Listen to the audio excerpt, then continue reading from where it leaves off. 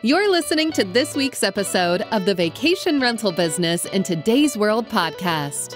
You're about to start transforming your business and life with the information found here. We interview some of the greatest and most influential minds in the vacation short-term rental industry and supporting businesses.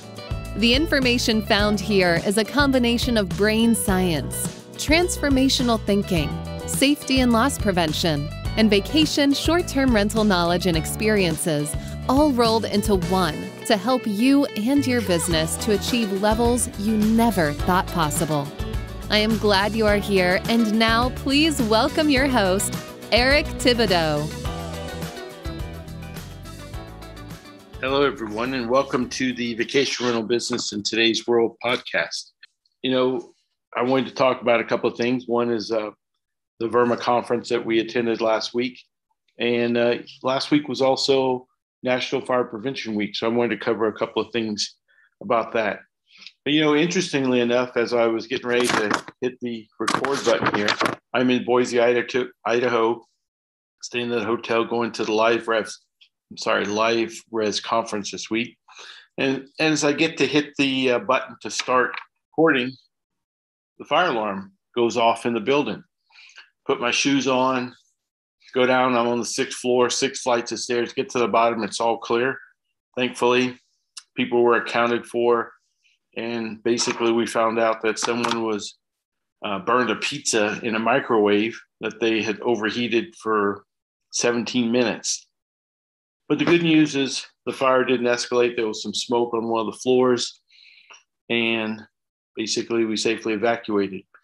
So good lesson, right? As we get ready to talk about Fire Prevention Week. And here we are. Actually, I'm evacuating when the alarm sounds. And it's probably a good question. Say, what do you do when the fire alarm sounds at your house, at your business? What are you doing? Are you actually following the plan? Are you evacuating? Or are you just saying, hey, it's no big deal? We could definitely smell the smoke when we went down the stairs. So it's interesting. I think it's something we need to adhere to. So good news, all clear. And here we are recording our podcast here. So the first part, the VRMA conference, Vacation Rental Managers Association conference last week. It was in San Antonio. I was there. Whole Current Tides team, our Current Tides Vacation Rental team was there.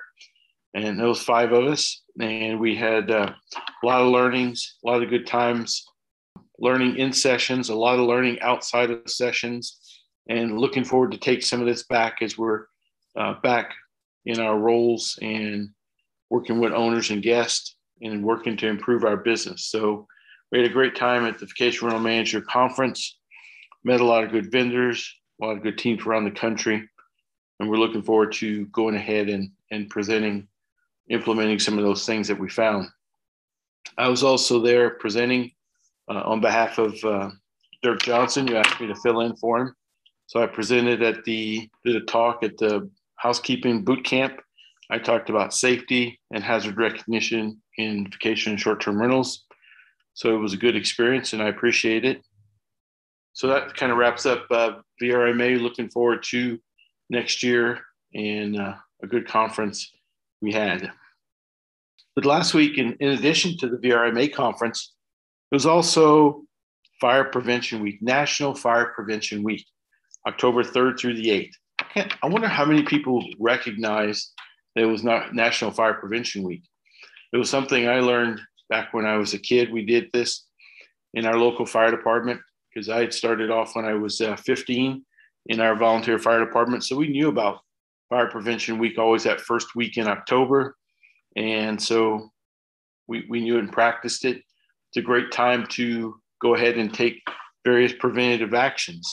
A week dedicated to education, learning, checking our smoke detectors, checking our smoke alarms, like we did here tonight. We also look at our fire extinguishers, follow the exits, As I was exiting the building today, one of the people coming out with me said she had a hard time finding the exit. It's kind of one of these things we take for granted, but when you're in a building you haven't been in before, understanding where your exits are pretty important. Emergency information, How do we call for help if needed? All of these great things that take place and are shared during National Fire Prevention Week, both in fire departments. We should take a look in our businesses, in our vacation rentals as well. So it's all great. All these things are good proactive measures that we should be taking a look at in our business. And is this something you're doing? Did you know with Fire Prevention Week, did you take a look at some of the activities and different things that I mentioned? If not, let's go ahead and do it this week. You say, why? Maybe you're asking, why is National Fire Prevention Week the first week in October? So basically, National Fire Prevention Week was a result of the Great Chicago Fire of 1871. And we probably remember this from school. We heard about it. The fire actually burned for 4 days. It started on October 8th, and 3 days, October 8th, 9th, and 10th. Fire was finally extinguished on October 10th. It was defined as a conflagration. And a conflagration is basically it's extensive fire which destroys a great amount of buildings. It could be land if you were in a forest fire. But it's called a conflagration when these happen. Basically, 300 people died, 100,000 residents in Chicago were left homeless, and almost 18,000 buildings were destroyed. The fire alone took out most of what we know of downtown Chicago. It basically burned like 4 miles in length, 1 mile wide, quite a bit. It jumped the Chicago River a couple of times, and that's not uncommon in these large type fires. This fire, basically the embers, it was a very windy and hot time in the Chicago area in 1871.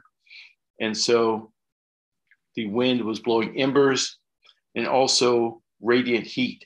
Radiant heat load, basically when a fire burns, it transfers heat through electromagnetic waves called radiant heat.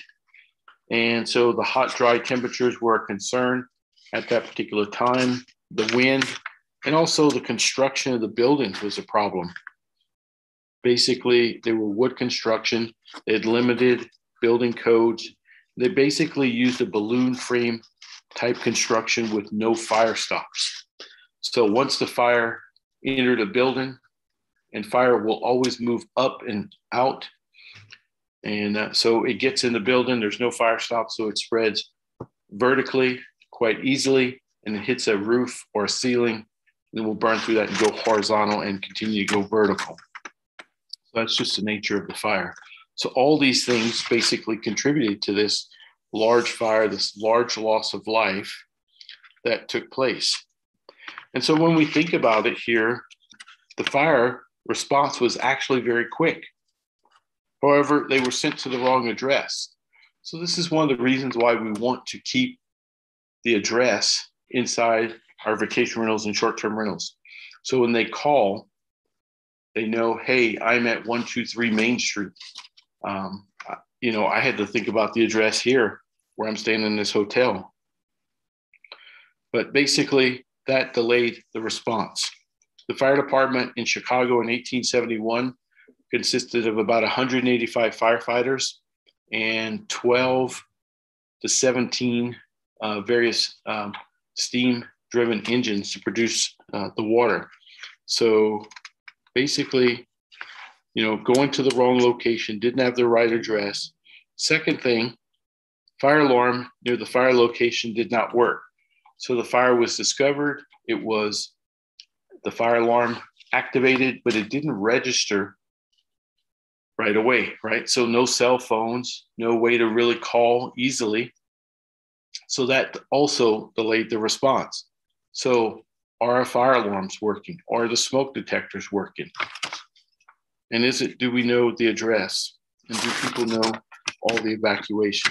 So that, along with the conditions, the lack of building codes, the wood frame construction, the dry conditions, all of this led to the fire that spread quite quickly.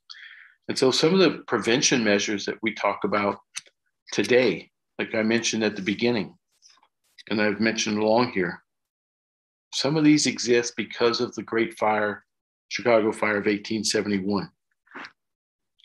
They began immediately rebuilding, and Macy's that we know today started the construction in the downtown area.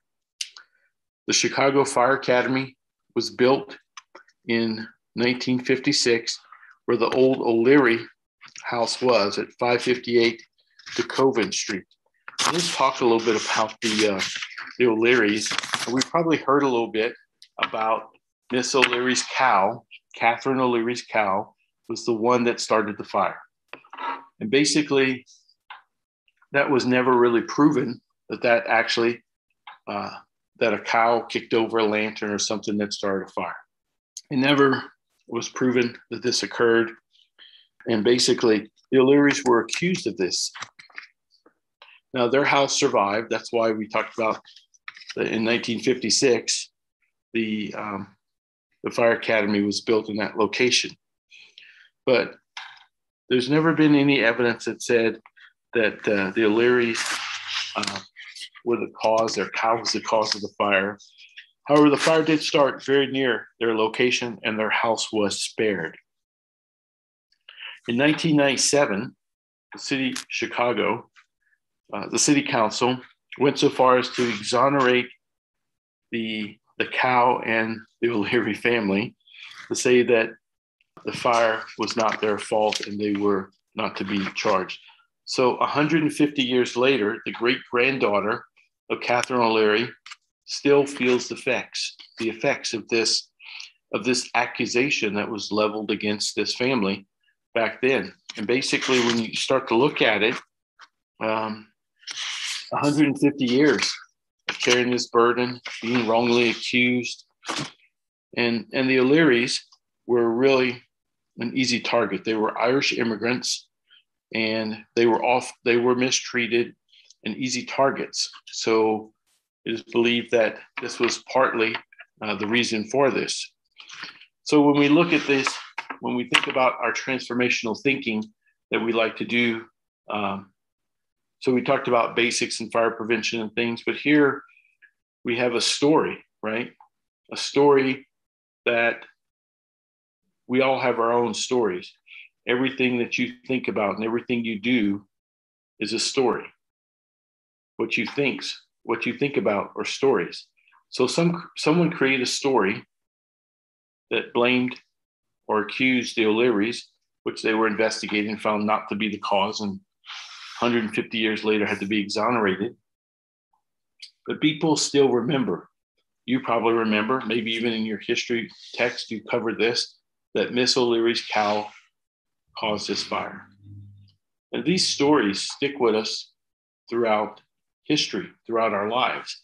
I remember when I was reading this, I remembered this past week about it. And it's interesting that stories like this stick. And then we think about our own stories that we tell ourselves about how we're maybe not good enough, or we can't do these vacation rental businesses, or I don't need to do fire prevention, or I don't need to do safety, or I don't need to hire more people, or all the stories that you tell yourself are similar to the stories of Miss O'Leary's cow. They're not really true, but we say them enough times in our head, or other people reinforce them and help us to realize, or cause us to realize actually, that this story may be true. And if we ever stopped and analyzed it, we would say, hey, some of these stories that I'm telling myself or others are telling me is not true. Well, a couple of things to take away from this podcast today is, one is, what are the stories that you're telling yourself or others are telling you that are causing you some suffering in your life, discomfort in your life, or not letting you be the person you need to be and who you need to be and what you need to do in your life? So consider that. Think about that, right?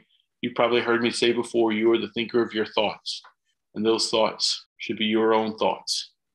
And these thoughts should be, really, when we think about it, some of our thoughts are illusions. But what's real is my ability to think thoughts, because you're the thinker of your thoughts. And when you have these crazy thoughts, or these thoughts that maybe lead you astray, or others tell you redirect your attention to something more positive. So that's the first thing. Think about the stories we're telling ourselves and how it's impacting our life. And if you're not really sure, hey, are these stories really impacting my life? Take a look at your life and the things that you are achieving or you're not achieving, and the things you're receiving or not receiving. Are you getting what you expect? If not, take a look at your thoughts. Second is to take a look at fire prevention.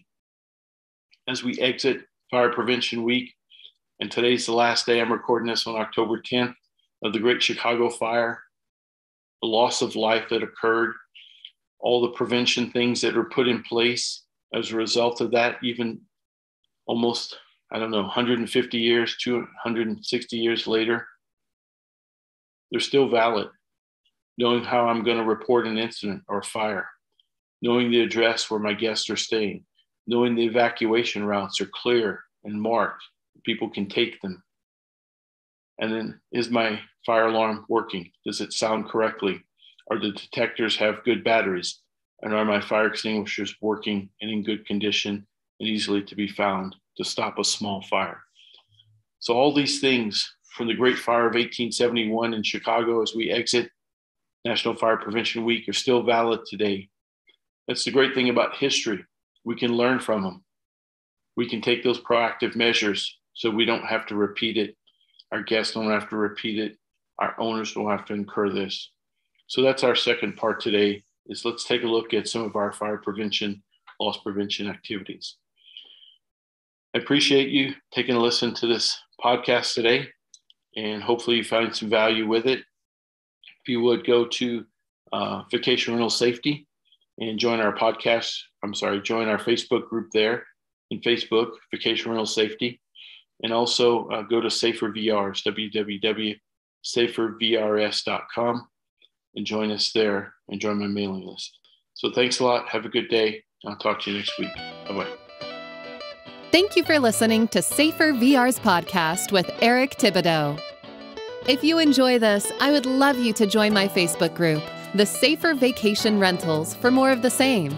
You can also join our email list at www.safervrs.com.